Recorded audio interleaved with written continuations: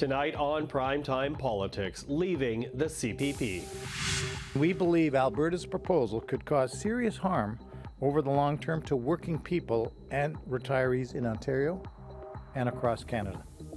Ontario is calling for an emergency meeting of the country's finance ministers, worried about the impact of Alberta's proposal to withdraw from the National Retirement Scheme. Coming up, we will speak with Alberta MP and Federal Minister of Employment Randy Boissonnault about the controversy. Also, as the fighting between Israel and Hamas continues, Human Rights Watch is calling on Israel to open up its borders or risk committing a war crime. And we've seen clear evidence that higher interest rates are moderating spending and rebalancing demand and supply. The Bank of Canada holds its key rate at 5%, but when will it start going down? This is Primetime Politics. Hello everyone, I'm Michael Serapio. Ontario is adding its voice to Ottawa's, expressing concern over Alberta's proposal to pull out of the CPP. Ontario, as a result, now calling on the federal government to convene an urgent meeting of the country's finance ministers. Our government firmly supports the Canada Pension Plan, and we believe Alberta's proposal could cause serious harm over the long term to working people and retirees in Ontario and across Canada. And I believe my federal and provincial counterparts would agree with this. Our view is that CPP's collective and uniquely Canadian approach benefits all workers and their families. The CPP's greatest strength is its pan-Canadian approach that provides stability for workers and for families. Well, with his thoughts on the debate, we're now joined by the Minister of Employment and Workforce Development, Randy Boissonnault. Minister, thank you for joining us. My pleasure, Michael. So here we have Ontario now calling for an emergency meeting on CPP. And as we listen to the province speak out, I'm wondering from you, what impact would Alberta's withdrawal have on the plan? Because, you know, to hear it from Danielle Smith, her province's withdrawal would only cost the plan about an additional $175 a person to maintain it as is. So let's step back and talk about how great the Canadian Pension Plan is from a beginning. And if I go back to my first mandate, one of the things our government did was stabilize CPP for a generation. And when I surveyed the people in Edmonton Centre, they said the best thing we'd done, and that was including the Canada Child Benefit, the fact that we stabilized CPP for generations to come, they really appreciated that. And I've heard that ever since. Now, I think the Ontario Finance Minister asking for an urgent meeting just shows how real the threat and the anxiety is that Danielle Smith has caused. And by throwing a year-long process into the air to have Jim Dinning take a look at taking Alberta out of the pension plan. I'm an Albertan, and I can tell you, Michael, I talked to a 20-year-old guy in my riding, Scott, who works at Peerleader and has done so for 9 years. He knows his pension date. And he said to me, Randy, tell me that CPP is going to be secure for a generation. And the Premier's numbers are off. The Life Work Report's numbers are, to quote one person, bonkers. And if you take a look at Trevor Toomby's analysis, economist out of the University of Calgary, it would cost Canadians about $300 to $350 per year per person in perpetuity should Alberta decide to take itself out of the pension plan. Now, the early numbers in the consultations that are taking place in Alberta show well over 90% of people don't like this idea. I've got almost 1,000 emails and letters now saying, please, Randy, tell the Premier, hand off my pensions. And I think it's really serious. And I absolutely have no idea why she's doing this, other than perhaps it's a distraction from her bad decision to stop renewable investments for 6 months, which has scared away about $12 billion. Maybe another 20 will leave the province. And so if this is just political sleight of hand, it's really not cool, because we've got seniors and younger people nervous in Alberta. And now we've got this echo across the country of people nervous for the Canada Pension Plan. Okay, but you know, I hear what you say when you say the majority of Albertans are not on side with pulling out of CPP, but it's early on in this process, and really to hear it from the Premier, there is a possibility for Albertans to lower their premiums along with high payouts. So what type of argument is your government going to make against those type of claims?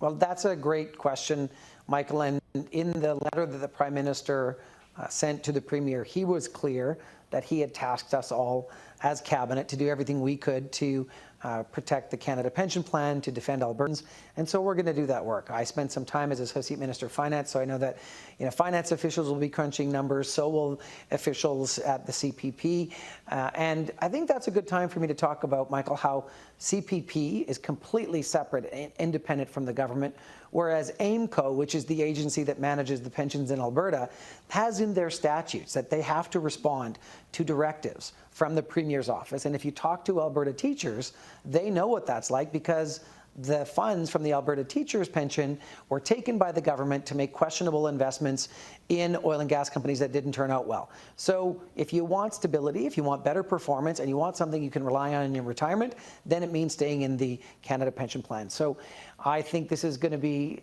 tough on Albertans. It's going to be, Canadians are going to wonder what's going on. And I just wish the Premier and her colleagues would be focused on things that Albertans really care about right now, which is housing, making sure the middle class can get a break, making sure that we have investments in the green economy, growing up our community and our province. And this, to me, is a massive distraction that's not going to have the kind of payout she hopes for. Okay, although, and I hear the economic arguments that you're making right now, but there is a core, a group in Alberta that like this idea for the very fact that Alberta would be able to stand on its own rather than being closely tied to a federal scheme. And, Premier Smith does argue that Alberta has the right to leave the plan and set up its own. Quebec has its own pension scheme. What do you say to the argument to Albertans who believe it's better for Albertans to decide their future without being tied to Ottawa? Well, let's take that question in its individual pieces, and maybe in reverse order. If Alberta goes to a referendum, and if Albertans were to, in the majority, say they wanted to pull out of the CPP, there would be a process that would be triggered in the legislation. And then Alberta would have 3 years to negotiate with the CPP to pull itself out. It's a one-way street, Michael. This would be a divorce with the Canadian Pension Plan and Alberta. And I take very seriously a briefing note that was given to former Alberta Finance Minister Travis Toews. And at the bottom, I think it is the bottom of page 3, it says, "We have no confidence that AIMCO and the government of Alberta could create a pension plan that would provide Albertans with the same pension income as the Canada Pension Plan, and that would cost as little as the CPP does to administer. And we advise against proceeding with an Alberta pension plan." Even Premier Kenney, when he got a briefing note to the similar degree, was like, "This is a bad idea, we're not going to do it." So I think you've got to go all the way back to Premier Smith's leadership campaign, when she had a very rural-focused leadership campaign. She raised it then. But, Michael, Albertans did not have the chance in the general election to talk about this issue. It was not part of the party's platform. There was no airing of this issue. And now we're going to spend a year having telephone town halls about this issue and make people nervous and afraid when there are other things on their plate that they really need to deal with. Now, as you say, this is going to go to a referendum. That is the plan right now. Alberta will study it. A question will go out to Albertans to decide whether or not to stay in CPP or get out. Does the fact that it will go to referendum give you hope, or is that a cause of concern? I mean, it's not a hope or a concern either way. I hope it doesn't get there. I hope that calmer heads prevail, and I hope the sense of argument and logic, keeping people's pensions safe, and the overwhelming cry of Albertans to say, look, if it's not broken, why fix it? There's nothing to fix here. There is no cheaper plan that's going to give Albertans more money if we go it alone. And look, I'm a fiercely proud Albertan. I love our entrepreneurial spirit. I love what we've done in our province. I love that it's one of the youngest provinces in the country. And I also, as a federal minister and MP, value those Canadian institutions that make sense and work. And the Canadian Pension Plan makes sense. It works. It's part of our identity. And I think you're hearing from Albertans that they think so too. Minister Randy Boissonault, thank you for this. Appreciate the time always. Thanks, Michael. All the best. The UN Secretary General Antonio Guterres found himself on the defensive today after saying the attacks by Hamas on Israel did not happen in a vacuum. And while the, quote, appalling attack by Hamas cannot be justified, Guterres also said they cannot be used to justify the collective punishment of the Palestinian people. That statement made yesterday offended the Israeli delegation, and today Israel announced it will not grant visas to UN representatives hoping to get into Gaza to assess the humanitarian crisis. Here is how Canada's Defence Minister Bill Blair responded to the issue. There are, I think, important bodies that have that responsibility to examine exactly what's taking place. Our expectation always, and from the very first day... Do you agree with the UN Secretary General? Does this government agree with that? What I agree with is that there is international law and humanitarian law that applies to any battlefield situation, and that every country has an obligation to abide by the rules, the international rules that exist. And there are appropriate bodies to determine if and when there are issues around that. But I believe very strongly that that law should be obeyed and upheld. Well, joining us now is Ahmed Benchemsi, the Communications Director for the Middle East and North Africa with Human Rights Watch. Mr. Benchemsi, thank you for joining us this evening. Thank you for having me. Obviously, the eyes of the world are on the Middle East right now, watching what is happening between Israel and Hamas in Gaza. What is the concern right now with Human Rights Watch? Well, the concern is that humanitarian aid should be allowed in, unrestricted from every side, completely. And not just that, but Israel should switch back the electricity flick on, and they should open the faucet for water. Because, I mean, the whole discussion that's been ongoing for the past days was about trucks entering from the Rafah border crossing, the border with Egypt. And the whole discussion was about how many trucks, is it enough or not enough? Well, obviously 20 trucks is not enough when an average of 100 trucks came in every day before the hostilities. So you can imagine that the needs are way much higher than 100. So what about 20? But the conversation was all about the number of trucks coming in from the Egyptian border crossing. What we're saying is that why are we just talking about the Egyptian border crossing? I mean, we should also talk about the Israeli border crossing. There are two of them, and Israel should open them as well. And we should talk more about simply bringing back electricity and water. It's just a switch to turn on and a faucet to open. Why Israel is not considering that? Because as long as they're doing what they're doing, we consider that as collective punishment. It's basically punishing 2.2 million civilians for the crimes committed by a small minority of combatants. That is called collective punishment, and it's a war crime.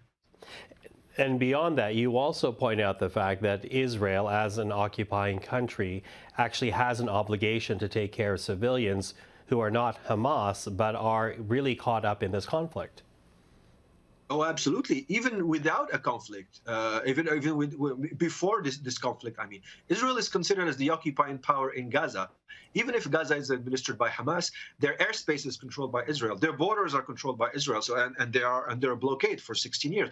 Their territorial waters are controlled by Israel. Israel controls what comes in and who gets out. So, for these reasons, Israel is still considered the occupying power in Gaza, and therefore, by law, they are required to ensure that civilians have access to basic goods.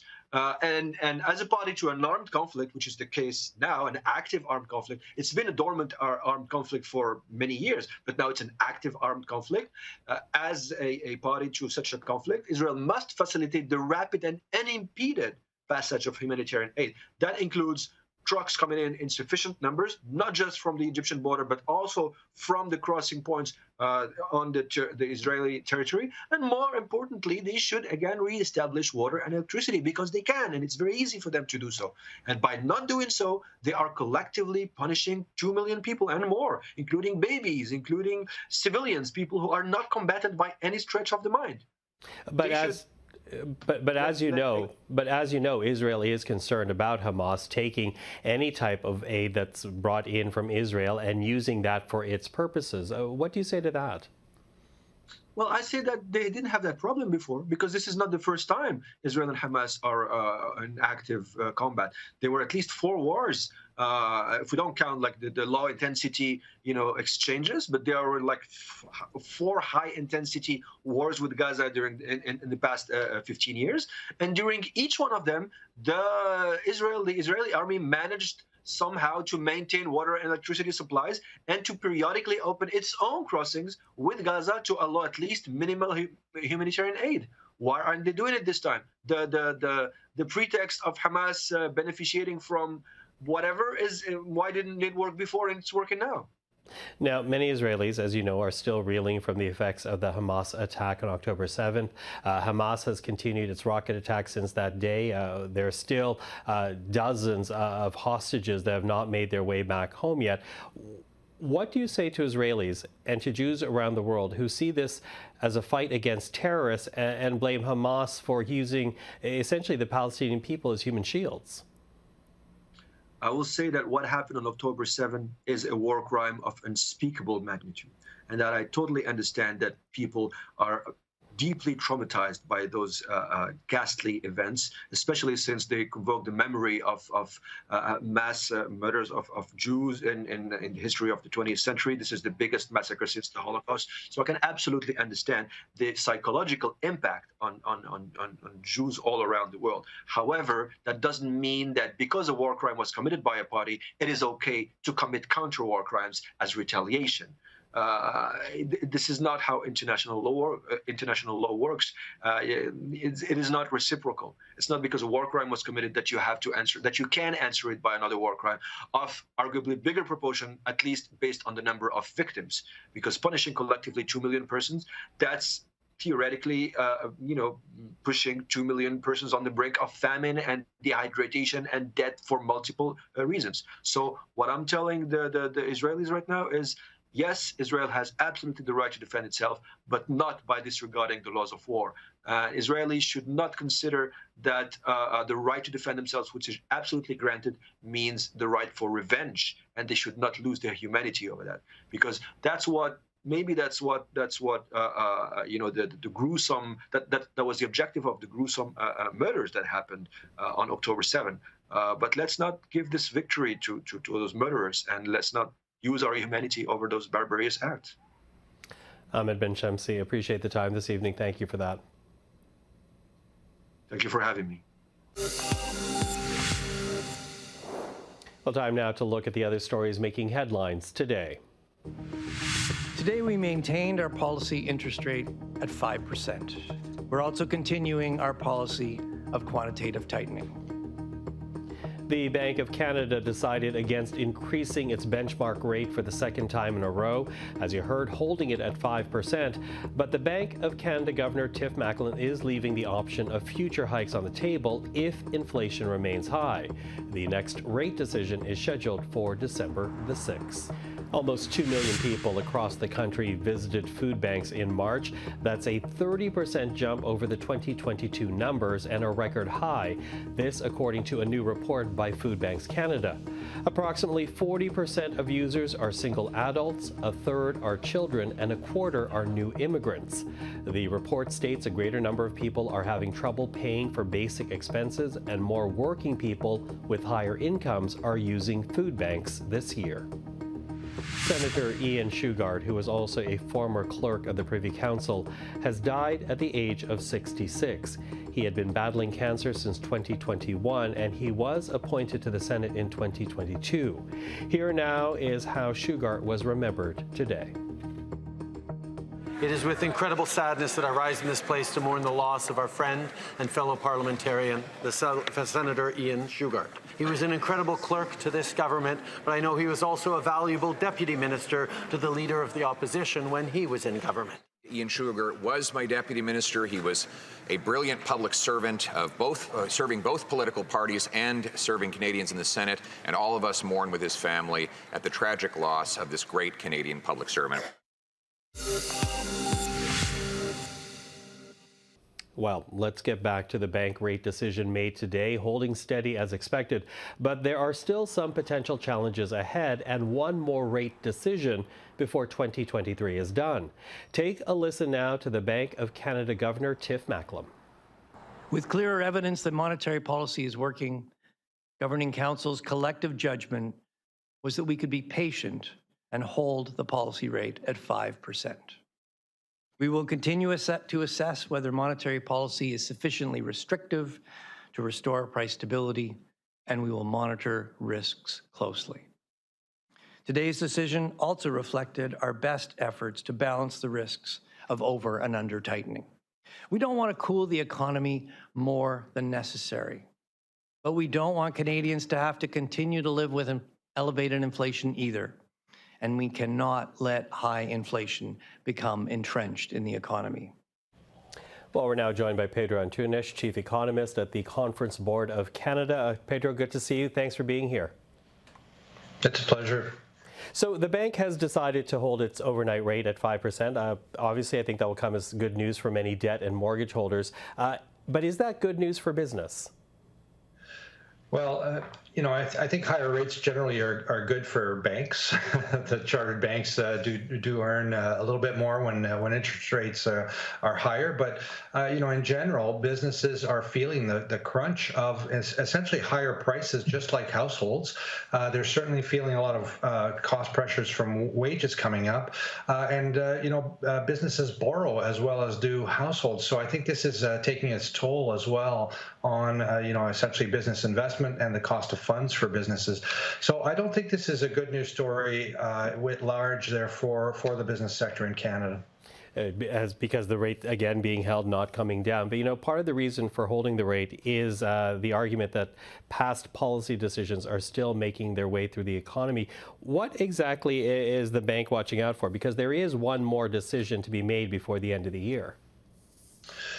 Yeah, I do think that, as you mentioned, the fact that rates are now at very high levels are well above where the bank considers. So, again, we don't quite know what a normal rate is anymore, but certainly the bank had made mention that a neutral rate would be between 2% and 3%.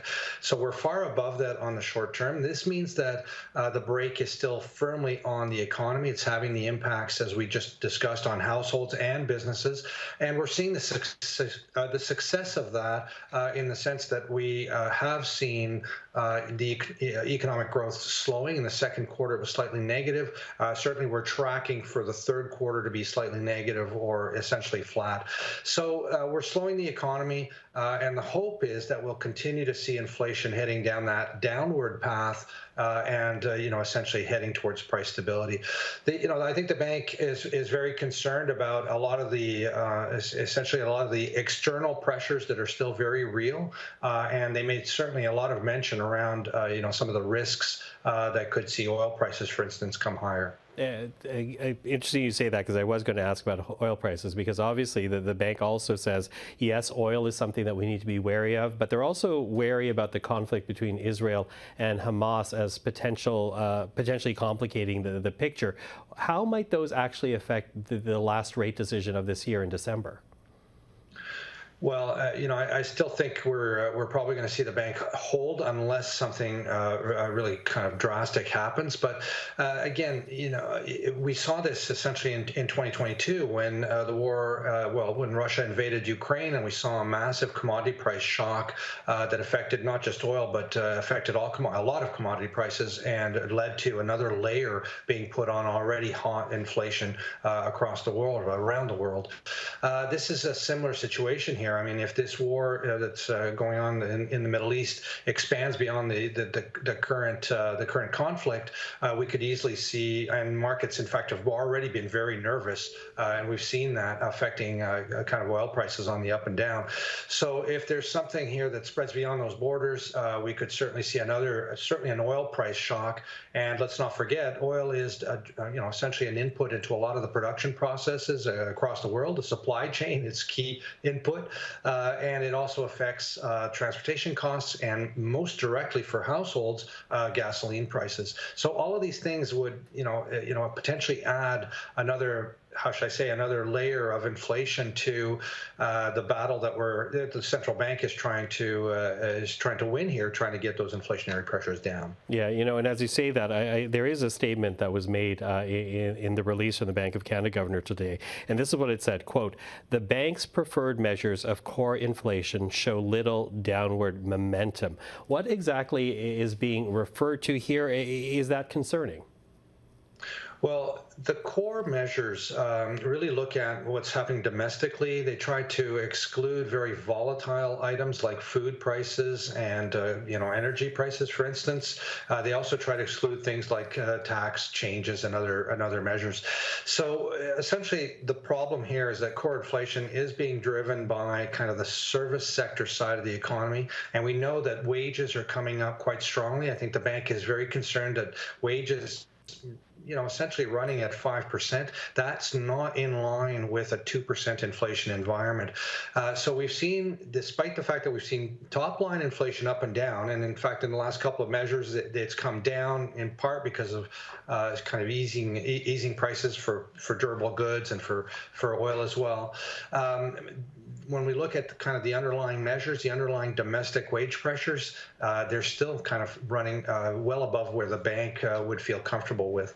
So this is, I think, in the messaging that the bank is sending, this is the sense that we're going to have this kind of longer battle to get inflation, core and otherwise top-line inflation, down to that 2% target range, and the bank, I think, is trying to prepare us for that. Okay, so longer than perhaps most people would like, and I think that really is ultimately the big question for many people. When do the rates start going back down? Because based on what the bank had to say today, it doesn't look like that's going to happen anytime before 2025. Yeah, I mean, I think still this would be kind of the good news scenario in that we slowly get inflation back down to that 2% range. It does take a long time, but we don't have, kind of a massive downturn in the economy. And that plays out in this kind of soft landing scenario that I think most forecasts are looking at. And so in a way, it's kind of a good news. It's kind of a slow, stable kind of trek to that 2% range. But it is going to take and continue to take its toll, as we just discussed, on businesses and on households. We know that most households have not yet felt the pinch of essentially renewing their mortgages with these higher rates. And in fact, only about a third have seen the impact of that as yet.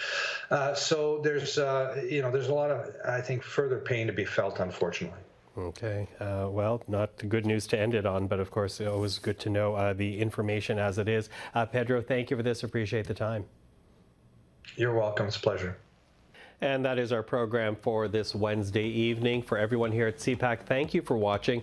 I'm Michael Serapio. Primetime Politics will be back tomorrow night, but up next, Esther Bégin avec l'essentiel.